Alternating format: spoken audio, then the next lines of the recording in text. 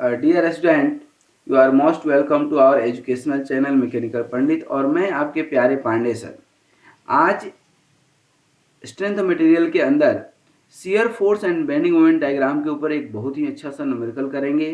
इसके पहले काफ़ी सारा कॉन्सेप्ट हम लोग पढ़े थे, और एक कॉन्सेप्ट पढ़े थे shear force and bending moment पे जब यूडीएल लगता है, ठीक है, ये जब यूडीएल लगता है तो इस यूडीएल के लिए हम लोग एक शियर फोर्स के लिए जनरलाइज इक्वेशन निकाले थे, ठीक है, और बेंडिंग मोमेंट डायग्राम ड्रॉ करने के लिए भी एक जनरलाइज इक्वेशन निकाले थे, ठीक है। आई होप कि ये सारी चीज़ें आपको याद होंगी। और चूंकि इस क्वेश्चन पे आने का मतलब है कि बेसिक कॉन्सेप्ट आपका shear force and bending moment का बिल्कुल क्लियर होगा।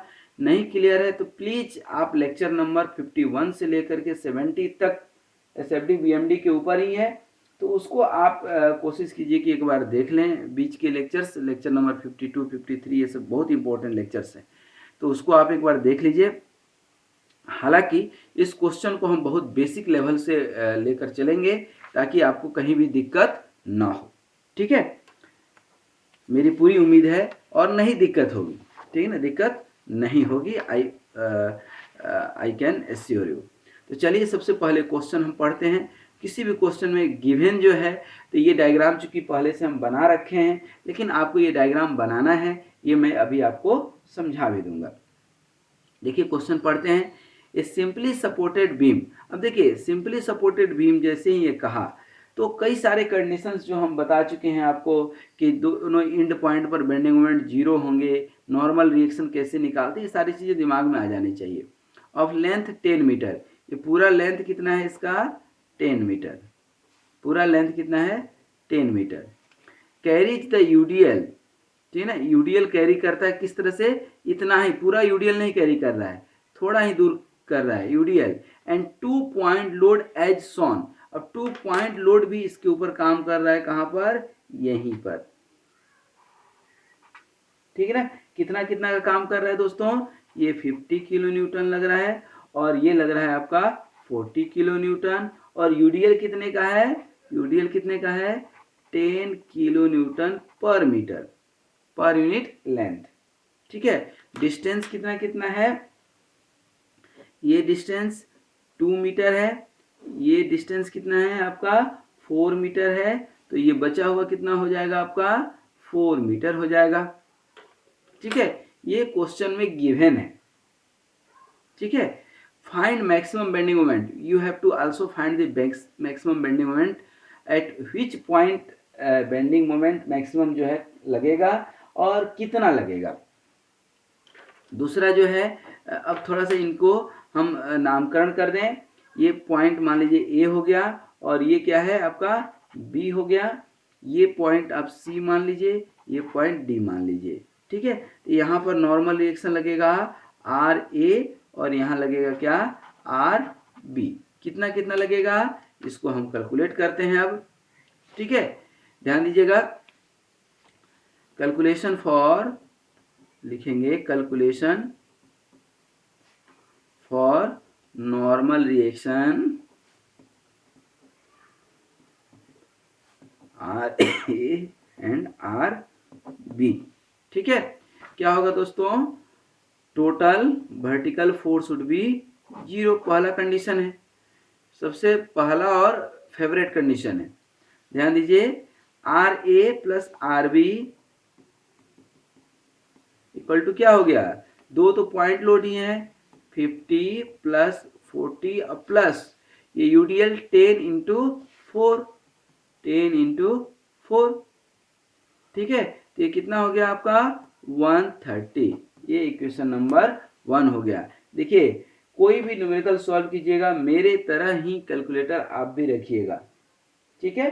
कैलकुलेटर रखना बहुत जरूरी है, कैलकुलेटर रखना बहुत जरूरी है, ठीक है। तो आई थिंक यहाँ तक में दूर दूर तक कहीं कोई डाउट नहीं होना चाहिए, ठीक है। तो ये 130 हो गया। अब दूसरा दो अननोन है ना, आर ए और आर बी, ये 50 प्लस 40 सही है, और ये 10 इंटू 4, ठीक है ना। तो 40 ठीक है ना, 80 और 130 सही है बिल्कुल। अब हम दूसरा निकाल लें, ठीक है ना। मोमेंट, ठीक है ना, टोटल मोमेंट शुड बी 0। तो टेकिंग मोमेंट अबाउट, मोमेंट किसके अबाउट लेंगे, ए के अबाउट ले लीजिए, ठीक है ना। तो क्या हो जाएगा दोस्तों, आर बी इंटू 10 दिख रहा है एंटी क्लॉकवाइज में, ए के अबाउट लेंगे तो आर बी क्या है एंटी क्लॉकवाइज, बाद बाकी ये सारे क्लॉकवाइज। तो क्या हो जाएगा R B into 10 equal to, इधर क्या हो जाएगा 40 इंटू 6, ध्यान दीजिएगा 40 इंटू 6 प्लस 50, ये 50 कहाँ लग रहा है 50 इंटू 2 प्लस इधर लोड कितना हो गया 10 इंटू 4, 10 इंटू 4, और डिस्टेंस कितना हो गया, ये 4 का आधा मतलब हाफ मतलब 2, 4/2, और इधर से कितना है डिस्टेंस 2, दैट मीन्स कि 2 के बाद 4/2 हो जाएगा, यही होगा ना। ये 2 और इसका आधा यूडीएल जहां भी लगता है उसका हाफ लेते हैं, बता चुके हैं। सेंट्रोइड को पिक करते हैं और ये लीनियर है तो सेंट्रोइड कहाँ होगा मिड पॉइंट पर। तो आर बी इक्वल टू क्या हो जाएगा, देखिए यहाँ पर ये 40 इंटू 6 कितना हो जाएगा 240 प्लस 100 प्लस 40, और ये कितना हो जाएगा 2 और ये 2 तो 4, तो 4 4 जा 1, 40 इंटू 4 मान लीजिए डिवाइडेड बाई ये वाला 10 आ जाएगा। टोटल कैलकुलेट करके थोड़ा देखें कितना आ रहा है, ये देखिए तो 0 0 ये सब तो कट जाएगा, तो 24 प्लस 10 कितना हुआ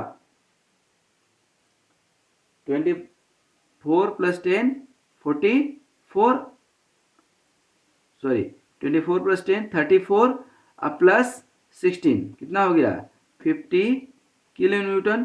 तो आर बी यदि 50 किलो न्यूटन हो गया दोस्त, तो आर ए कितना आएगा, देखिए ये 130 था ना टोटल, तो 130 माइनस 50 कितना हो जाएगा 80 किलो न्यूटन। देखिए कितना आसान है। तो ये आपका कितना हो गया आर ए कितना हो गया 80 किलो न्यूटन, और ये कितना हो गया 50 किलो न्यूटन, ठीक है। अब हम शियर फोर्स का कैलकुलेशन करें, ठीक है। शियर फोर्स एट बी क्या होगा, ये नीचे से ऊपर की ओर लग रहा है, ठीक है ना। यहाँ क्या लिखेंगे थोड़ा सा लिख देते हैं, calculation calculation calculation for S F D, shear force के लिए कैलकुलेशन करेंगे। तो शियर फोर्स एट बी आप कहाँ पे हैं जस्ट लेफ्ट ऑफ बी, आप बी के जस्ट लेफ्ट में हैं, तो कितना हो जाएगा ऊपर में नीचे से ऊपर की ओर लगता है, ठीक है ना। तो अब यहाँ पर आपको साइन कन्वेंशन याद रखना बहुत जरूरी है, ठीक है। बिना साइन कन्वेंशन का तो फिर मजा नहीं आएगा। साइन कन्वेंशन ये आपको बताए हैं कि नीचे से ऊपर की ओर लेंगे तो निगेटिव, देखिए लग रहा है निगेटिव, तो कितना लग रहा था आपका माइनस कितना 50, माइनस लिख भी लेंगे कोई दिक्कत नहीं है -50। फिर यहाँ से जब यहाँ तक चले हैं तो यही 50 चलते आया है, कहीं कोई दिक्कत नहीं है क्योंकि कहीं कोई लोड है नहीं। एट पॉइंट डी पर देखेंगे, एट पॉइंट डी, तो शियर फोर्स एट डी, आप कहाँ पे हैं डी पे नहीं खड़े हैं, डी के जस्ट लेफ्ट में हैं, जस्ट लेफ्ट ऑफ डी, ठीक है। अब यहाँ पर डी पर तो -50 तो पहले ही आ रहा था, देखिए यहाँ पर -50 पहले ही आ रहा था। अब ये नीचे सॉरी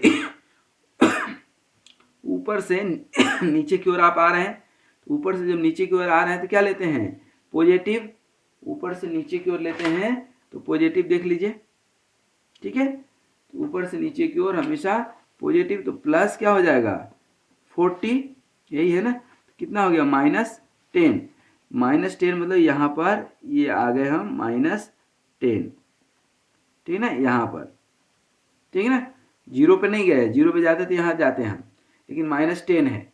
अब ध्यान दीजिए, अब आगे हम बढ़े, अब इधर कहीं x निकाल लीजिए, ये x डिस्टेंस पर कितना होगा, ठीक है ना, तो क्या लिखेंगे, शियर फोर्स एट x, और x कहाँ से लिए हैं आप, फ्रॉम d से लिए हैं, d से लिए हैं। तो पहले कितना डिस्टेंस था, -10 तो था ही लोड, और फिर ये ऊपर से नीचे की ओर लग रहा है ना, यहाँ पर आप बैठे हैं तो ऊपर से नीचे की ओर राइट साइड में, तो इसको क्या लेंगे आप, पॉजिटिव। पॉजिटिव कितना, 10 इंटू एक्स, लोड है तो इसमें इंटू एक्स बाई 2 नहीं कर देना है, बेंडिंग मोमेंट में करते हैं, ध्यान रखिएगा। तो 10 इंटू एक्स, तो प्लस 10 इंटू एक्स। अब एक्स की वैल्यू जो है आप भरते वैरिज करते जाइए, ये आपका जनरल इक्वेशन हो गया, ध्यान रखिएगा, ये क्या हो गया, जनरल इक्वेशन।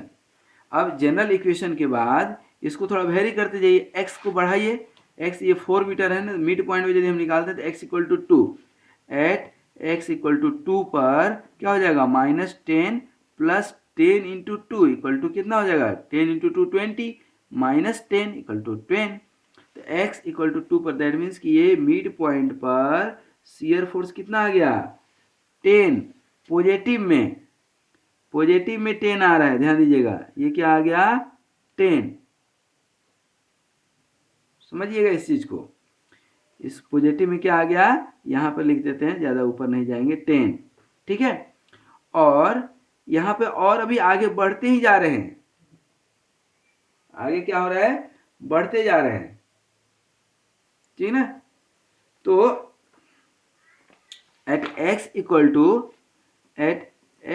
टू 1 पर क्या होगा, देखिए तो -10 प्लस 10 इक्वल टू 0, मतलब एट x इक्वल टू 1 पर, एट x इक्वल टू 1 पर यहाँ से ये क्रॉस कर रहा होगा, यहाँ पर क्या है, ये 0, x इक्वल टू 2 पर कितना है, 10, x इक्वल टू 3 जब आप रखेंगे तो क्या हो जाएगा, 20।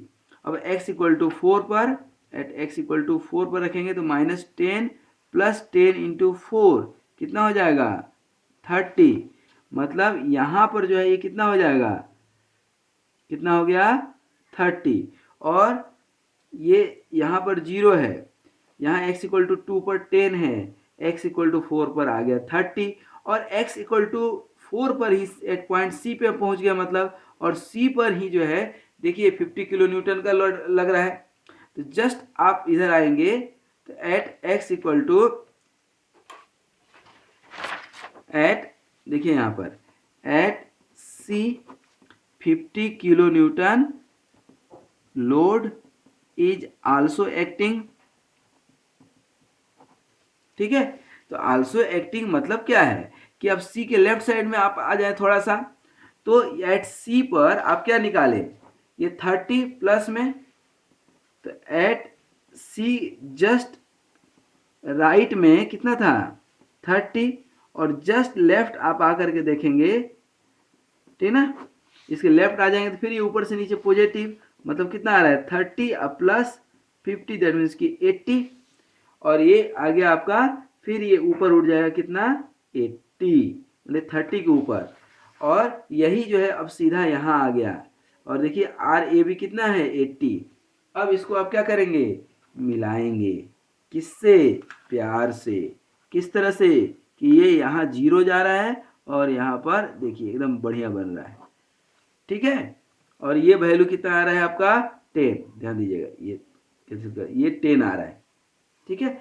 दैट मीन्स कि ये आपका शियर फोर्स डायग्राम हुआ, ये क्या हो गया, शियर फोर्स डायग्राम हुआ, ध्यान दीजिएगा, ये क्या हो गया, शियर फोर्स डायग्राम हुआ आपका। आई थिंक यहां तक में कहीं कोई डाउट होने की संभावना नहीं होनी चाहिए। आपको सिर्फ जनरल इक्वेशन जो हम निकाले थे यहाँ पर, इसके बीच जहाँ यूडीएल होगा ना वहाँ जनरल इक्वेशन निकलेगा, और जनरल इक्वेशन क्या निकला है, -10 प्लस 10x, ये शियर फोर्स एट x, ठीक है। अब बेंडिंग मोमेंट देख लें, अब बेंडिंग मोमेंट का कैलकुलेशन करें सेम प्रोसेस से। देखिए क्या लिखेंगे, कैलकुलेशन फॉर, यहाँ लिखेंगे calculation for bending moment diagram. अच्छा स्केल हम नहीं लिखे तो यहाँ पर स्केल हम लिख देते हैं कि स्केल क्या माने हैं। स्केल को हमने 40 किलो न्यूटन को ऐसे कर लेते हैं, 50 किलो न्यूटन को हमने 2 सेंटीमीटर मान लिया, ठीक है, ऐसा स्केल मान लेंगे।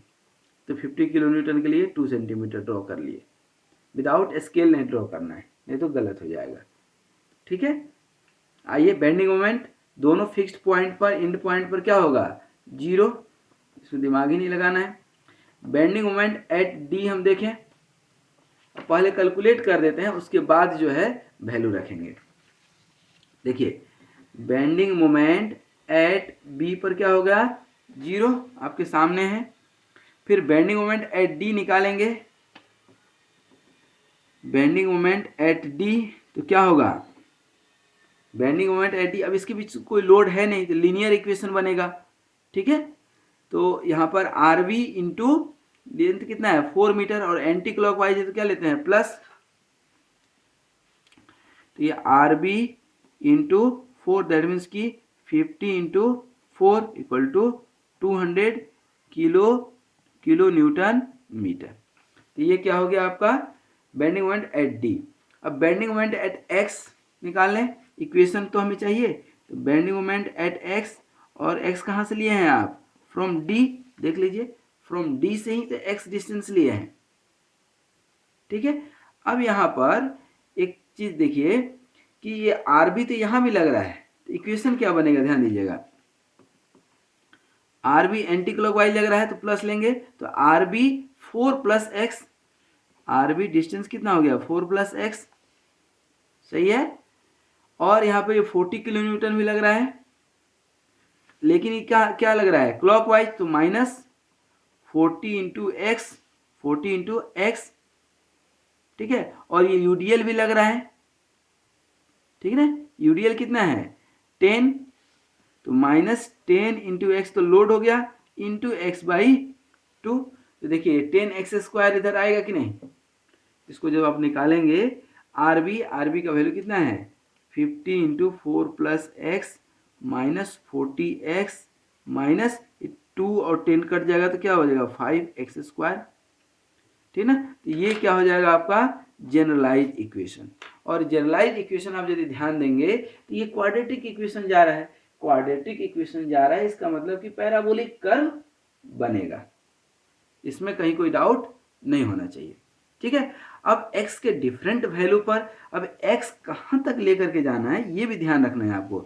x आपको यूडीएल के लिए ही तो हम बताए हैं, किसी किसी बुक में पॉइंट लोड के लिए भी x लेना बता देता है, लेकिन हम तो आपको सिर्फ यूडीएल के लिए बताए हैं, ठीक है। तो इस यूडीएल के लिए आप देखिए x कहाँ तक ले जा सकते हैं, 4 मीटर तक लेकर जा सकते हैं कि नहीं, तो 4 मीटर तक हम ले जाएं, तो बीच में भी कहीं निकाल लें। अच्छा देखिए यहाँ shear force at x equal to 1 पर 0 निकला था, ठीक है, तो x इक्वल टू 1 पर बेंडिंग मोमेंट निकाल लें, bending moment at x equal to 1 मतलब where shear force equal to 0, जहां पर शियर फोर्स 0 था वहीं पर बेंडिंग मोमेंट मैक्सिमम होता है, कई बार तो चेक कर लें ऐसा होता है या नहीं, तो बिल्कुल होता है, ये तो हम बताएंगे आपको लेक्चर नंबर 70 में, लेकिन अभी देख लें हम।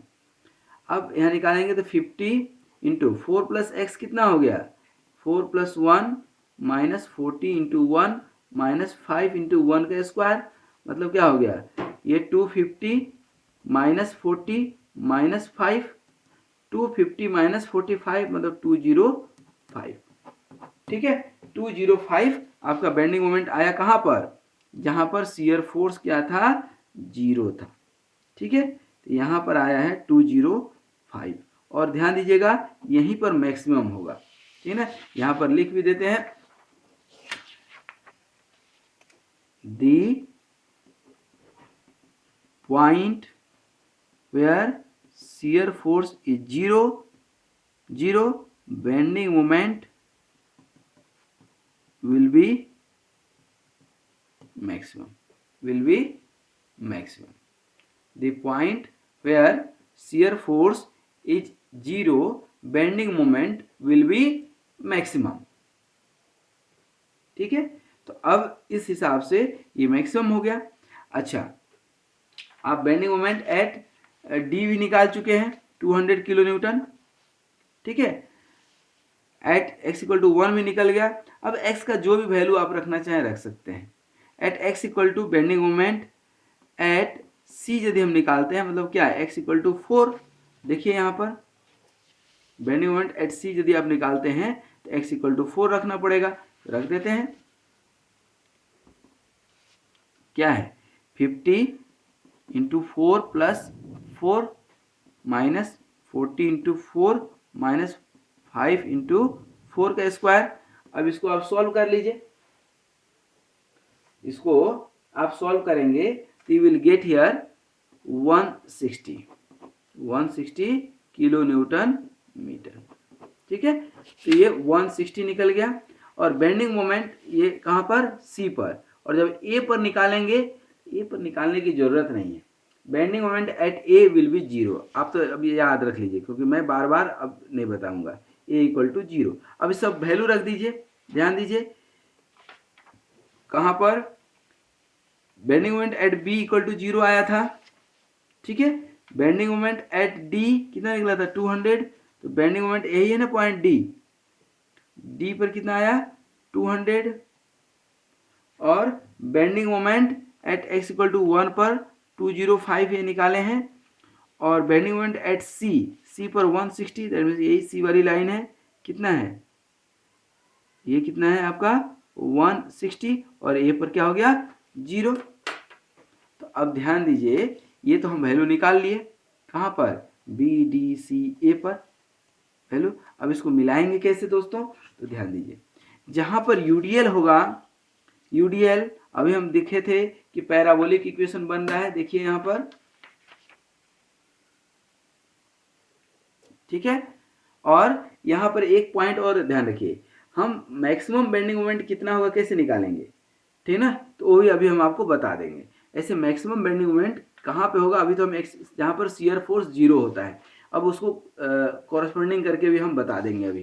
तो ये सबसे पहले ये समझिए, जहाँ यूडीएल नहीं होगा, पॉइंट लोड है, उसको तो सिंपल लाइन से मिला देंगे। देखिए इसको सिंपल लाइन से मिला देंगे।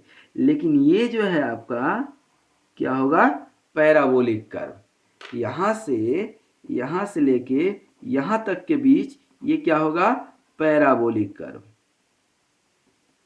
Parabolic curve. और ये क्या है आपका स्ट्रेट लाइन, क्योंकि आपका पॉइंट लोड है यहाँ पर। ये भी क्या है आपका यहाँ पर स्ट्रेट लाइन। ठीक ना, इसको अब आप चाहें तो हैच कर लें तो अच्छा लगता है। अब सवाल होता है कि हम अभी आपको बताया कि point where shear force will be 0, bending moment will be maximum. लेकिन क्वेश्चन में चूंकि दिया भी है कि फाइंड मैक्सिमम बेंडिंग मोमेंट, तो मैक्सिमम बेंडिंग मोमेंट 205, लेकिन मैक्सिमम बेंडिंग मोमेंट होगा कहाँ पे। तो जो भी आप बेंडिंग मोमेंट की इक्वेशन निकालते हैं ना, जनरल इक्वेशन, व्हाट ये क्या आप निकाले हैं, एम एक्स इक्वल टू, यही निकाले हैं ना, इस एम एक्स को डिफ्रेंशिएट करके एक्स की वैल्यू निकाल लीजिए। देखिए अभी हम डिफ्रेंशिएट करते हैं इसको। एम एक्स कितना निकाले हैं आप, देखिए यहाँ पर कर देते हैं 50 into 4 plus x minus 40x minus 5x square. इसको d m x upon d x equal to 0 कर दीजिए। ठीक ना, तो आपका क्या निकल करके आ जाता है, यहाँ पर क्या निकल करके आ जाता है बताइए, x का वैल्यू निकल करके आ जाता है। देखिए यहाँ पर आप निकालेंगे तो 50, ये क्या हो जाएगा, ये 0, तो ये 50 बचेगा, 50 इसका differentiation 0 plus 1 minus 40 into 1, x का डिफ्रेंशिएशन 1 माइनस ये क्या हो जाएगा 5 इंटू 2x, कितना आया ये 50 minus 40 minus 5 to 10x, 50 minus 40 कितना हो गया 10 minus 10x equal to 0। That means कि x इक्वल टू कितना आ गया, यहाँ पर x इक्वल टू कितना आ गया 1। अब यही x इक्वल टू 1 पर, यही x इक्वल टू 1 यहाँ रख दीजिएगा तो मैक्सिमम बेंडिंग मोमेंट निकलेगा, जो कि हम निकाले हैं। और जहाँ पर मैक्सिमम बेंडिंग मोमेंट होगा वहाँ पर शियर फोर्स 0 होगा, जहाँ पर मैक्सिमम बेंडिंग मोमेंट होगा वहाँ पर शियर फोर्स 0 होगा। तो यहाँ पर हम लिख भी देते हैं, to find maximum bending moment just differentiate the general equation of bending and find the values of x। ठीक है, और ये दूसरा पॉइंट हो गया। तो जहां पर शियर फोर्स की वैल्यू क्या होगी, 0 होगी, जहां पर शियर फोर्स की वैल्यू 0 होगी वहां पर मैक्सिमम बेंडिंग मोमेंट होगा। और मैक्सिमम बेंडिंग मोमेंट कहां पर होगा, उसके लिए बेंडिंग मोमेंट के जनरल इक्वेशन को आपको क्या करना पड़ेगा, डिफरेंशिएट करना पड़ेगा। ठीक है, तो आई होप कि ये क्वेश्चन बहुत इंपॉर्टेंट क्वेश्चन था। Again I just mark it कि ये बहुत इंपॉर्टेंट क्वेश्चन है, आप इसको सॉल्व कीजिएगा। ठीक है ना, ये एग्जामिनेशन पॉइंट ऑफ व्यू से, competitive exam point of view से, हर तरह से इंपॉर्टेंट है।